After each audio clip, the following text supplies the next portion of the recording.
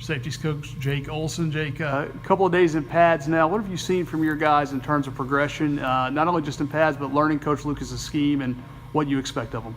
No, I think they've taken well to it. You can see a definite jump across from where we were at in the spring when we first installed it into the fall. Guys recognizing certain things, being able to make our checks and adjustments always important in the back end. I thought the guys have done a great job doing that. They're definitely eager to learn, ask great questions in meetings. Great questions on the field. So it's good to have a group that wants to know and wants to learn and wants to get better. how important is it to have that when you do install a new scheme? No, it's big time because as a safety, I mean, you're very much a quarterback of the defense. A lot of guys depend on you to get lined up, to get into the correct coverages, and you got to have guys that are willing to communicate and do that. They got to be knowledgeable and they got to be confident in what they're doing, and then they got to communicate it. And I think I got a group that can do that.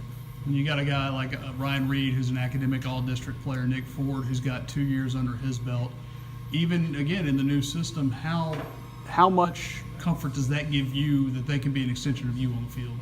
No doubt. I mean, those guys have got game reps, and we got other guys too that in that group that have shown some great, confidence and ability to make those calls and make those checks. When you have guys that use each other for resources and references to be able to get better as a group, I think that's, the most important thing we have is that throughout the group, the willingness to make sure everybody's on the same page and offer advice and offer coaching is something I always try to press to my guys to coach each other, and I think they do a great job of that. And those guys, obviously, with their ability to lead, the guys look to them and they trust them, and they've done a great job with that.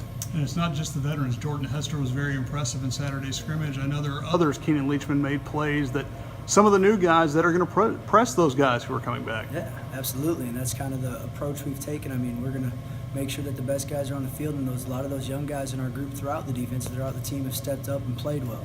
Jordan's just one of them. Jordan's a kid that plays with absolute effort. He flies to the football. He runs to the football. Very coachable, and just a great kid to coach. And obviously, he's a great athletic talent, but just a great human being, and he does a great job for us. So we're happy to have him.